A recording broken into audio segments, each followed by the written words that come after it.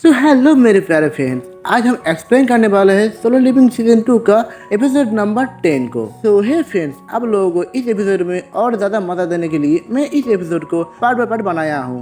तो चलो शुरू करते हैं आज का वीडियो। सो फ्रेंड्स, अब तक हम लोगों ने देखा कि जापान और कोरिया का एक्स रैंक हंटरों के बीच एक फ्रेंडली फाइट होता है। इधर जिनवो इस बात से खुश हो रहा था कि उसे अब एक्स रैंक हंटरों का फाइट देखने को मिलेगा, लेकिन उसने देखा कि गोतो इस फाइट में हिस्सा नहीं लिया। हंटर माँ अपनी पावर को यूज करके खुद को बड़ा कर लेता है और बाकी 4 हंटर्स एक एक ओपोनेंट चुन के उनके साथ लड़ने लगते हैं।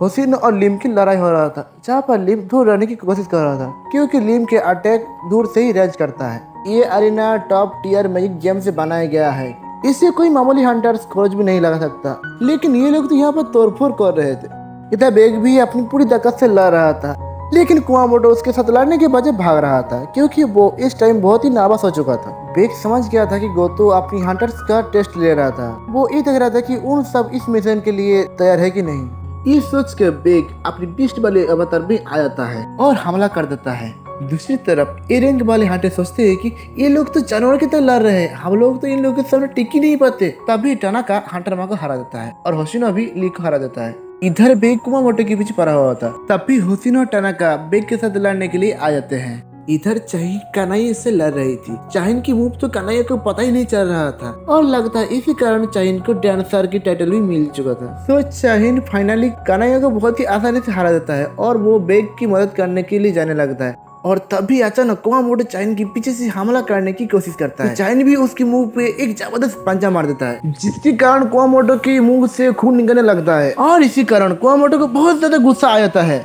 दूसरी तरफ कुमामोटो के साथी कुमामोटो को इस हालत में देख के कहता है कि अब पता नहीं वो क्या करेगा। तो तब भी कुमामोटो गुस्से में चाहिन के ऊपर एक जानलेवा हमला कर देता है। तो तभी बीच में जिनवू आके चाहिन को बचा लेता है और वो कहता है कि ये तो एक फ्रेंडली मैच है, आप तुम इसकी जान लेने की कोशिश कर रहे हो। लेकिन कुमामोटो कुछ नहीं सुनता और वो जिनवू के ऊपर भी हमला कर देता है। तब जिनवू उसे तुरंत ही नीचे पटक देता है, जो देख कर उसके साथियों को विश्वास ही नहीं होता। तब गोतो पूछता है क्या ये सच में जादूगर है। अब ये सब उसे खुद ही पता करना पड़ेगा। खैर, यह जिनवू चाहिन से कहता है कि तुम्हें हार मान लेना चाहिए क्योंकि बेग भी हार चुका है, तो अब तुम्हारी टीम में कोई नहीं बचा, इसी कारण तुम्हें हार मान लेना होगा। तभी पीछे से हानेकाबा आके कहते हैं कि गिल मास्टर गोतो जिनवू से फाइट करना चाहते हैं। जिनवू ये सुन के थोड़ा खुश होता है और वो अपने मन में सोचता है कि डीमन कैसल में जो पावर मिला था उसे टेस्ट करने के लिए ये तो एक बढ़िया मौका मिल गया। तो तब जिनवू एक शर्त भी रखता है कि गोतो को इस फाइट में अपनी पूरी पावर यूज करना पड़ेगा और वो इस शर्त के साथ इस फाइट के लिए मान जाता है। इधर न्यूज पे जेजू आइलैंड मिशन के बारे में बताया जा रहा था, जो जूनी भी देख रही थी।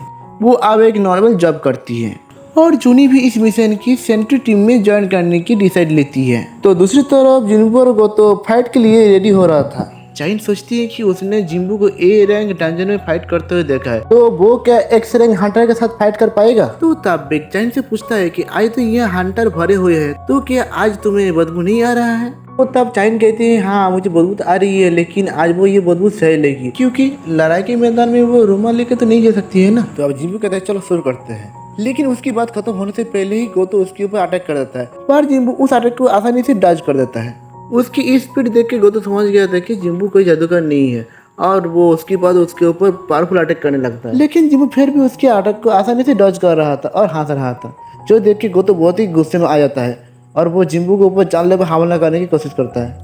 और बाकी सब ये देखकर ही हैरान हो रहे थे कि जिनवू गोतो का हर अटैक इतनी आसानी से डॉज कर पा रहा है। तो जैसे जैसे जिनवू गोतो का हर अटैक डॉज करते जा रहा था, तो वैसे वैसे गोतो भी उसके ऊपर पावरफुल अटैक करते ही जा रहा था, जिससे जिनवू के गाल पे एक खरोच आ जाती है और वो गोतो का हाथ पकड़ लेता है। जिनवू अगर उसका काला पकड़ता तो ये मैच यहीं पर खत्म हो जाता है, लेकिन जिनवू भी इस मैच को इतनी आसानी से खत्म होने देना नहीं चाहता है।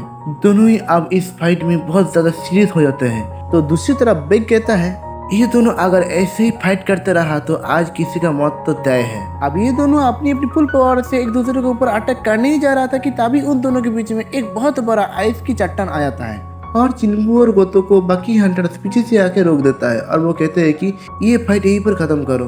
तब बेग भी कहता है कि हाँ ये फाइट यहीं पर खत्म करो, वरना किसी को भी बहुत ज्यादा चोट आ सकता है और ये फाइट यहीं पर एंड होता है। हंटर वहाँ जिनवू की तारीफ करता है और वो कहता है कि गोतो से लड़ने के बाद तुम्हें सिर्फ खर्च ही आई है, चिनबू तब अपनी मन में कहता है कि मुझे इन सब की ताकत के पता चल गया और वो अपनी सर सोल्जर को उन लोगों की सरों पे छोड़ देता है और यहीं पर ही हमारा इस एपिसोड का पहली पार्ट खत्म होता है। तो हे गाइस, अगर आप लोगों को मेरा वीडियो अच्छा लगता है तो लाइक करो, कमेंट करो, शेयर करो और सब्सक्राइब करके मेरा ये प्यार से चैनल के साथ बने रहो ऐसे ही अच्छे वीडियो देखने के लिए। तो आप मिलते हैं नेक्स्ट वीडियो पे, तब तक के लिए तुम सब खुश रहना, अच्छे रहना और प्यार से बोलो राधे राधे।